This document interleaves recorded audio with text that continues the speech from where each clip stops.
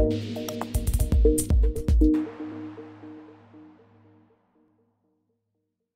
James, it's great to see you again. Hey, Mark, how are you? I am good, man. Although, based on some of the discussions we just had a little bit prior to this, there's a lot going on in the world, but we got to keep going and keep the faith and keep positive and help people, basically. Yeah, I would say that's pretty much the only option we got these days. It's not a bad option to be kind Yeah. and help people. So, hey, listen, let's start by if you could kind of formally introduce yourself, tell a little bit about you. Don't tell everything because then we won't have any interview left, but a little bit about Not yourself. that Maybe, interesting. maybe something no one else knows you just want to share now, stuff like that. But yeah, introduce yourself. I don't know if I have anything worthwhile that no one else knows, but my name's James Parker. I founded Endeavor with my partner, Chris Lay, a little more than a year ago. So like we really did start a business basically right in the middle of COVID. And so we're hopeful, knock on wood, we're a case study in the future, at least a good one. But what we decided to do was take an existing financing product and attack a completely different market with it. And in particular, we're going after a market that we know and understand and care about. So that product is a form of invoice purchasing or receivables funding, and we're focusing on the national security, aerospace and defense, cybersecurity, and space industries. So before you go further, yeah, tell us about a little bit more about you and family, stuff like that. Oh boy, that stuff. Live in suburban Los Angeles. Family, traditional family, dog. Not my whole family lives on the East Coast, so we're kind of out here on an island. I've been here for about 20 years, which makes it the longest place I've ever lived in my life outside of my childhood home. That being said, definitely not the sort of person that thinks that this is the only place that is worthwhile living. I actually 2 years ago drove cross country with my dogs to spend the summer with family, which I had never done before. And I did it effectively by myself. And while the rest of my family flew. Never driven across country before, never seen huge swaths of the country before, which is kind of sad. It's kind of a coastal disease, I think, but it's really eye-opening. Not that I didn't really have any negative connotations before, but it was more of a non-connotation, sort of like a flyover concept, right? So it was really eye-opening. I loved doing it, really loved seeing it. And I really think it was funny because it was right in the meat of the beginnings of election fervor. And I really wish that people in this country could spend the time to just sort of drive around and see other parts of this country and realize there are other places, there are other sorts of people, they have other concerns. I think I'm not necessarily saying you're going to go and completely understand how people think, but it might give you a little more perspective on what's actually going on in the world and how people might have different priorities than you. And unfortunately, I think politics in this country have gotten so extreme on either end. People end up getting branded one way or the other. But when you drive through the meat of the country, you realize there's a lot of other stuff going on. I think that's brilliant. And I did something similar when I was leaving Eastern Canada to go to Winnipeg. So I drove across 2/3 of Canada and a little bit of the US. Actually got a little bit of a speeding ticket in Michigan along the way too. And, I think you're 100% right. We just need to listen to each other a little bit more. And you know what? Growing up in Montreal, we embraced diversity. We didn't say we needed it. We actually said, this is awesome. And I think there is a lot of cool stuff people could enjoy learning about what other people are doing. It's perspective, right? It's easy. Like when we have a problem, right, in this world, like it's the combination of, and look, the quarantine didn't help because you took a virtual bubble that people were in and made it an actual physical bubble. Mm-hmm. But, the way our world is designed between, algorithmic news feeds, social media, like the echo chambers are real. Like, and there's actually no way out of it.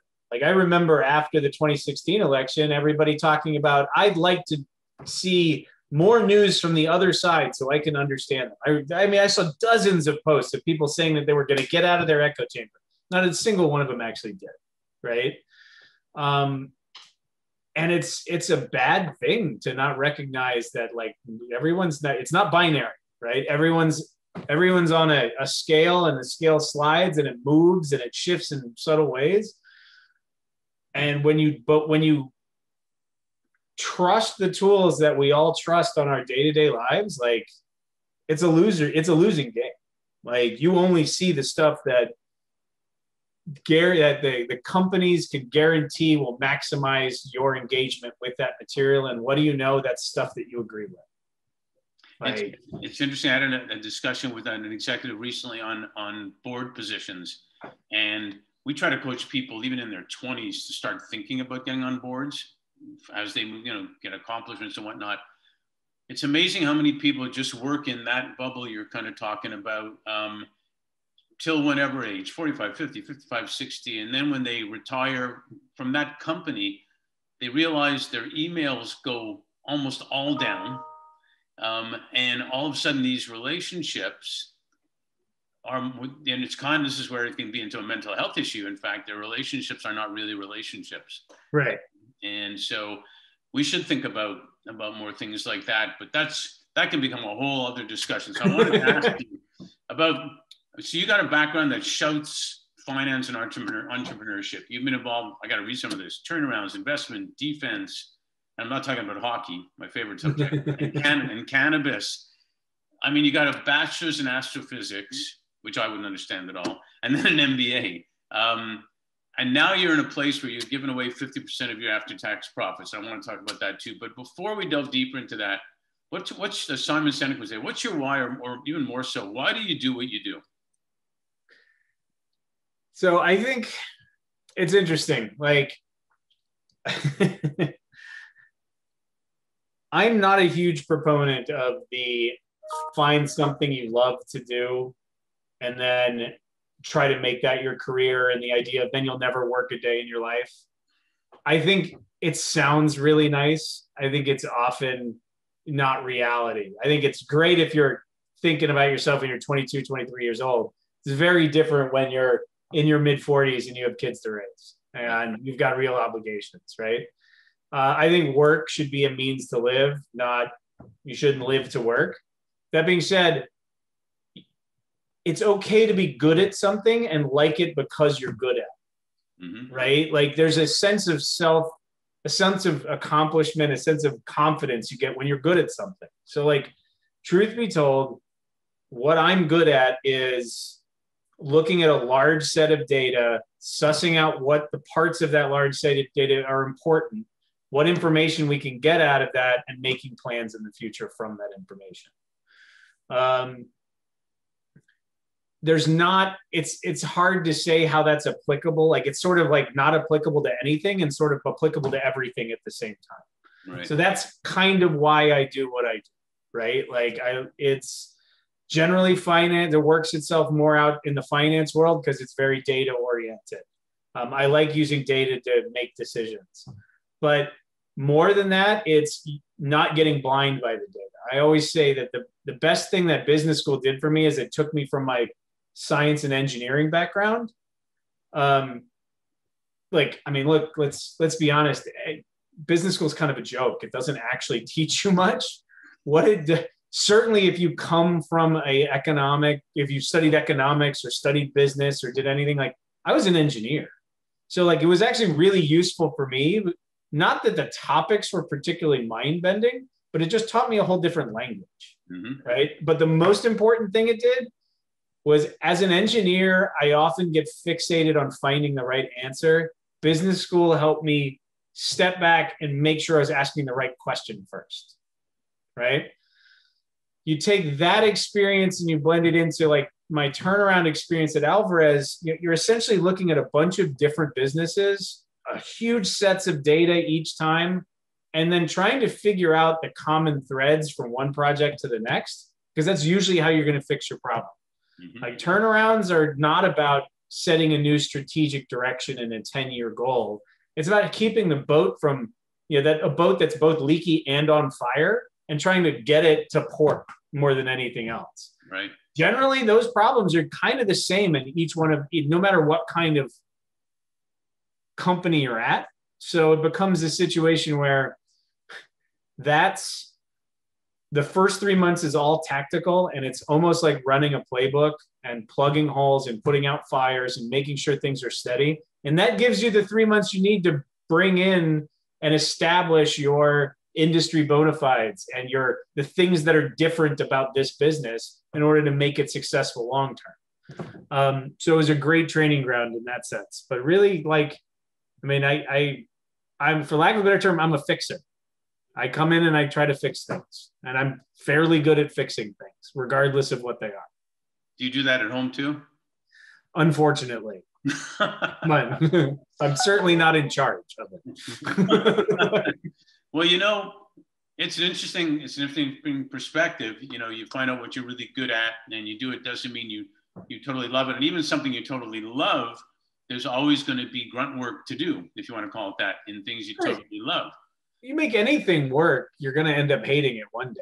Not forever, but there'll be a day you wake up and you're like, I just don't want to do this today because it's work. Exactly. The thing I find interesting in what you're talking about there is I've found it's taken decades for leaders in corporates or family offices or whatever to realize that aligning with some kind of social impact, environmental impact, whatever, really, in this perspective we're talking about, can make you love what you're doing better or more, I would say.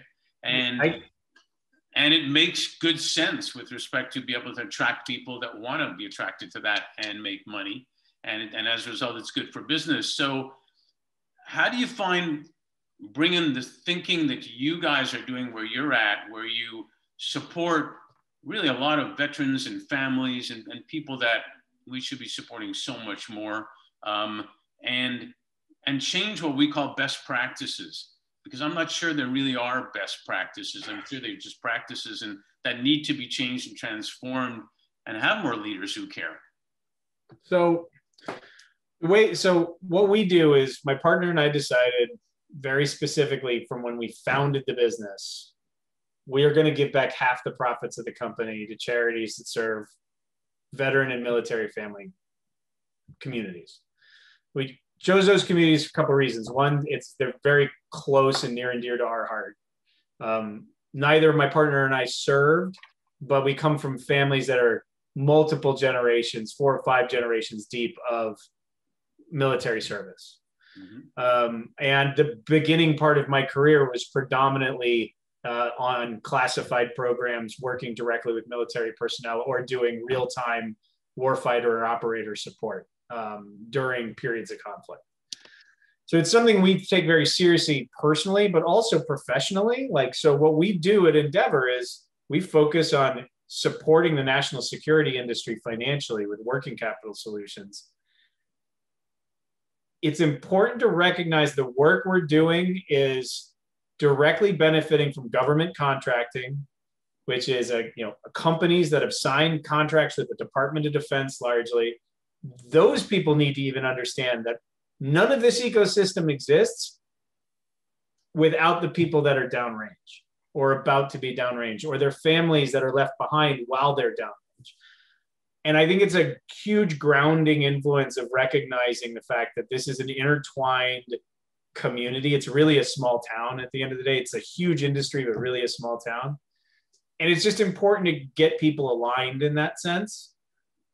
I tell you, quite honestly, it's the greatest filter on earth, right? So if I'm talking to a client and they couldn't care less about that mission, I'm not that enthusiastic about working with them. Because if they're going to take a Navy contract all day long, but not care about that, and don't get me wrong, it doesn't change our pricing. This is not coming out of it's not coming out of their end. It's coming out of ours. Right. So, and I understand people have to make business and fiduciary obligation. They have fiduciary obligations of their own, but if it doesn't break a tie, you're not my kind of person, right?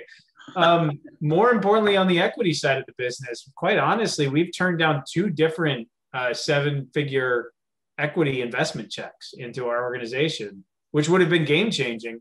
But specifically, it's because they didn't want, the investors wanted to be carved out of the charity component. They wanted their equity treated different. They felt like they gave enough to charity through their own programs. And we just straight up said no, because it is the DNA of our business. It is why we get out of bed in the morning. And I'm not, I can't be disingenuous when I'm talking to a potential client and say that we give back half our profits, but not half of those profits related to that 20% of the company. It's not worth it to me. And frankly, again, it kind of serves as a great filter. You're not my kind of person. If you don't see that there's a benefit here, by the way, let's be honest, there's a great tax benefit to it too, to the investors. But like, if you can't get your head around that and you're so fixated on maximizing your personal take when it comes to supporting national security concerns, then like, again, not my kind of people. The other thing that's helpful, and I think this is where a lot of people get hung up, and goes back to like the founding story of the whole place. My partner actually came to me when he originally just wanted me to invest. And he said, look, specifically, and I was doing something else. I wasn't going to have time to do it full time. But he said, look, I want you to write the check. I want you to be an equal partner. But like, I want you to know we're going to give back a significant amount of money. And I was like, well, how much? And he's like, I want to give back half. And I full on, I think I almost did a spit take on the beer I was having. But like his explanation of it was very clear. He's like, look, why does everybody always wait? I always say, I'm gonna change the world. I'm gonna do good once I get rich. Right. But we all know how life actually works. The goalposts move, standards of living change. Like when the moment of that's enough and now I can start giving back continues to get pushed way down the line. And he's like, why not just bake it in the beginning and do it all at the same time? We're starting from zero anyway. Yeah. And I think that was really the key thing. It was like, if we were expecting to make a certain amount of money going from 0 to 10, well, okay, now we just have to go from 0 to 20, like to make the same amount of money. Like if you want to look at it from a personal perspective, is that any more daunting to go from 0 to 10? You're still at 0, right? Daunting is 0 to 1. You know what I think happens? I think what happens is you create an energy around you. You also create a whole impetus around you, for lack of a better word, and momentum, to use the word in sports, that ends up covering that and more. Right. So I think it's been great in that sense that it's just baked into our expectations from the beginning, from the very beginning, right? And starting from 0 helps because the big hump is it's the first dollar on the wall, right? It's not getting from 10 to 11. Right. Or 10 to 20. So I think it'd be interesting to see if people, as like more and more people are starting an entrepreneurial journey, is if they are so inclined, and I'm not saying anybody needs to or not, but they are so inclined to have a social mission, like make it significant and make it up front. Like it'll set your playing field for you because it's never going to be enough. You'll either get successful, but then, you'll want to do one more thing, or you'll get married, or you'll have kids, or something when life changes and everything gets punted down the line, that then you're going to get to the end and be like, well, I really meant to do something. And unless you're one of the few people that gets out the other side of a serious exit, then, then you've got to deal with the tax implications of trying to give it all away at that point. Do it along the way. Like, not to mention you're missing what's one of the best feelings in the world along the way of really helping. And it kind of leads to my next question. Do you think, my grandparents were from Kiev, and they would always say with an accent, as long as you have your health, that's the most important thing. But they said it in a sense of helping people was also healthy. And right. Now we've got, we talked about this, COVID to wildfires to racial injustice to everything going on. Do you think there's been an awakening of some kind of leaders to what you're talking about? I don't know. Like, I think you've got on the ultra set, like you have the Giving Pledge, right? Which is very, like, very noble, right? Like, but I'm more interested in much more downstream from that, because I think it's very easy to, I wouldn't say it's very easy, that's not fair to me. Look, if they're going to give away all their money, that's fantastic for society, right?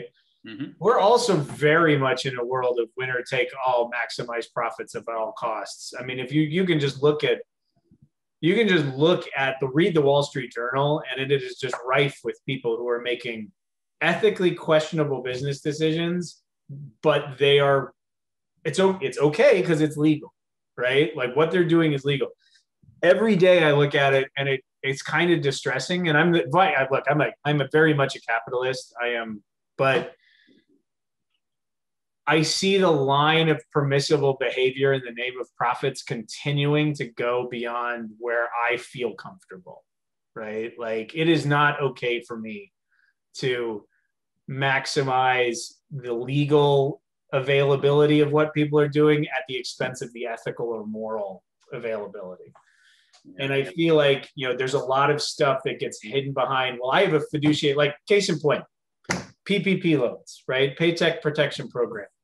The list of people that took that money that have no business taking that money, everything from like private equity portfolio companies to venture-backed companies that are designed to lose money on a daily basis, to Tom Brady's TB12 program, not to pick on him, but people that have swaths of available capital to them, lined up because the idea was, if somebody else is able to get it, and technically by the rules I should get it, then I need to get it. And the justification every time from the finance department was, I have a fiduciary obligation to take this money because my competitors might take this money.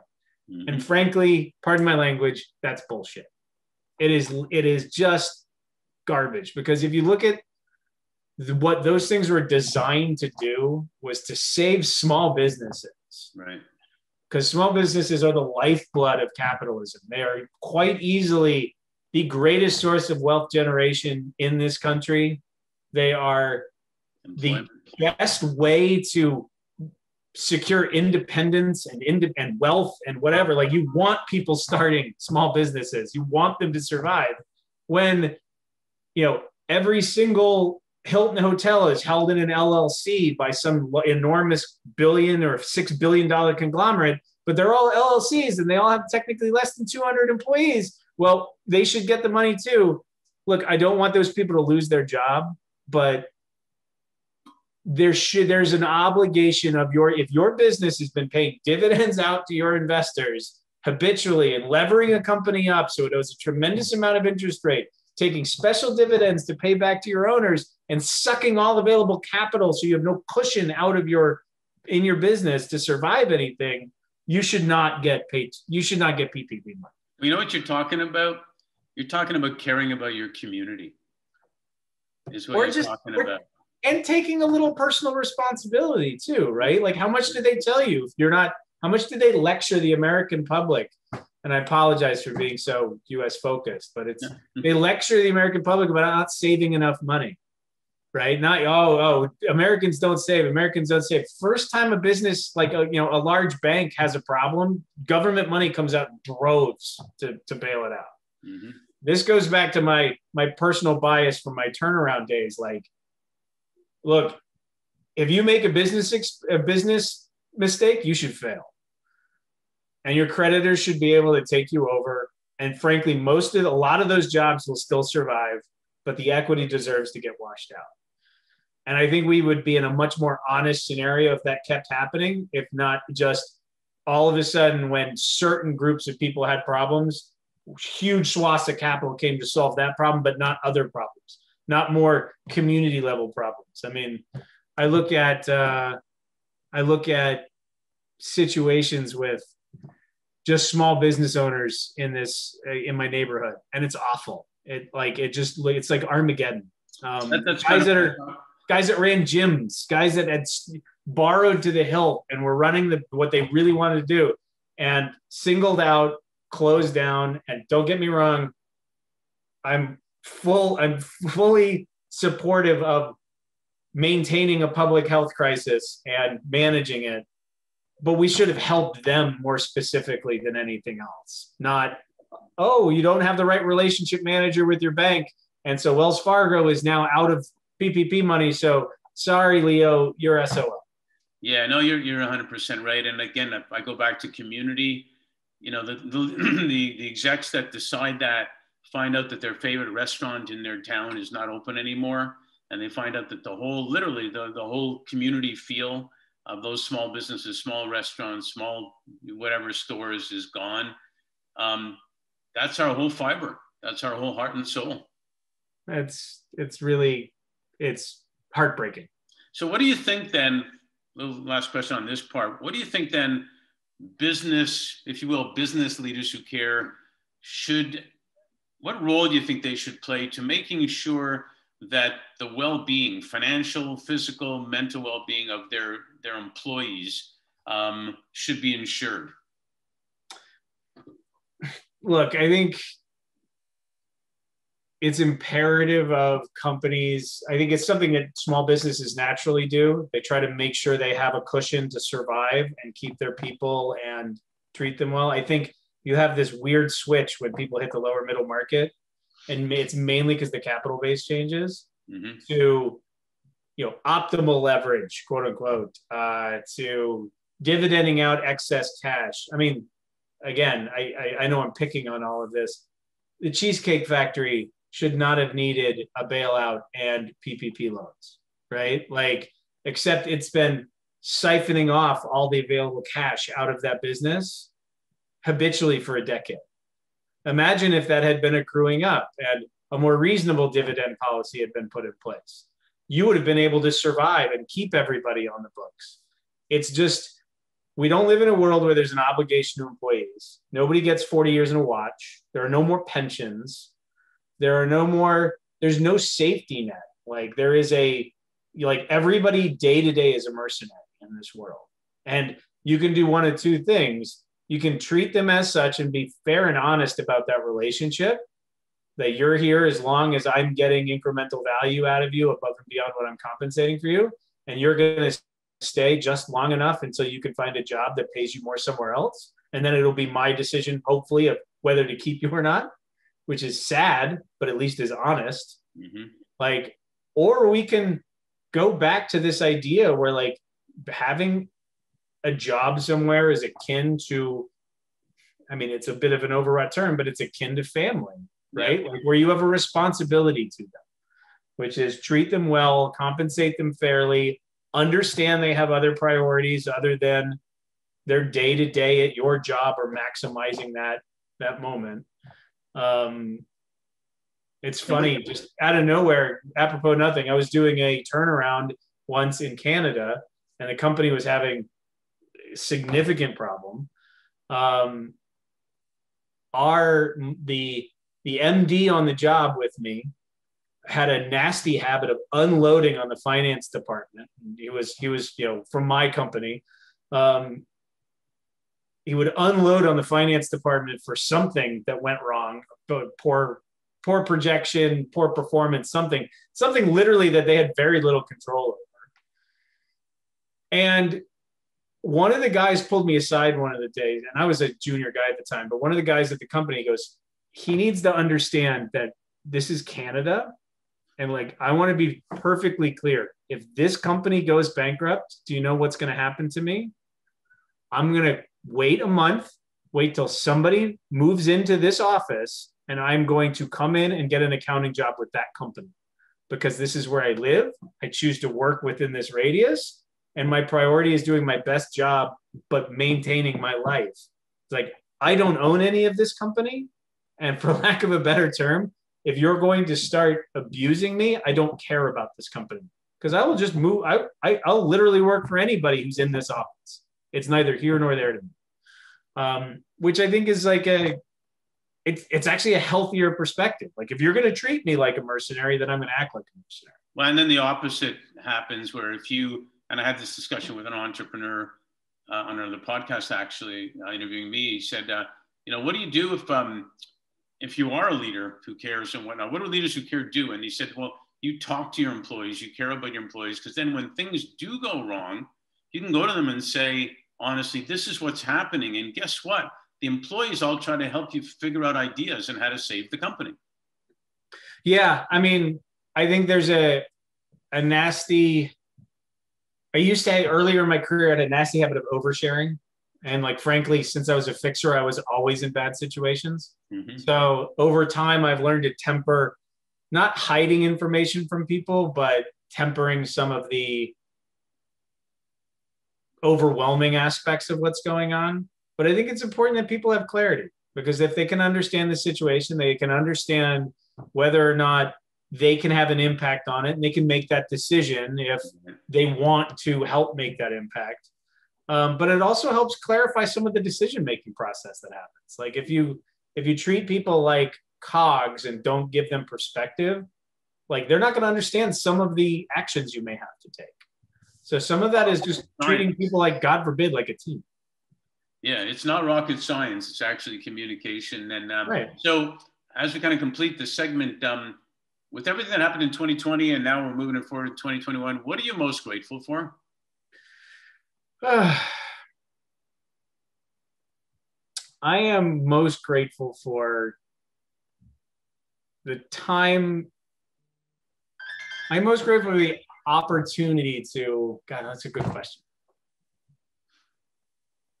It's like the last few years have been hard, right? Like it's not a great, like things are a challenge. I'm grateful that I've got the opportunity to go and try something on my own, that I'm in a situation that I have the flexibility to try to do this and do this way, that I can sit back and decide that I am going to start a business that gives back half the profits and see if that works. I don't know if it's going to, but I'm in a position where I can try that. I've got a partner that understands and is in a similar situation with me. So we have similar challenges and we support each other, which is great. I've got a wife and a family that also understands that non-traditional hours and crazy hours are often what's necessary. But I'm also grateful that I get to spend, because I am setting my own time and hours, I get to spend more time with my kids than I probably normally would. If you really think about it, like working, I work at a home office. I get to see my kids throughout the day. I'm frankly setting an unrealistic expectation for them when it comes to actually being around. So I'm grateful that I can do that. And I try to stay mindful of that, even though it can get very lost, especially in this last year, that where everything is somewhat overwhelming. No, I get that. Well, I'm grateful that of all you're doing in your business and helping people that have done so much for us in our country and even the world, to have better lives. So thanks for participating. Hey, well, I really appreciate it. Thanks for the pulpit. My pleasure.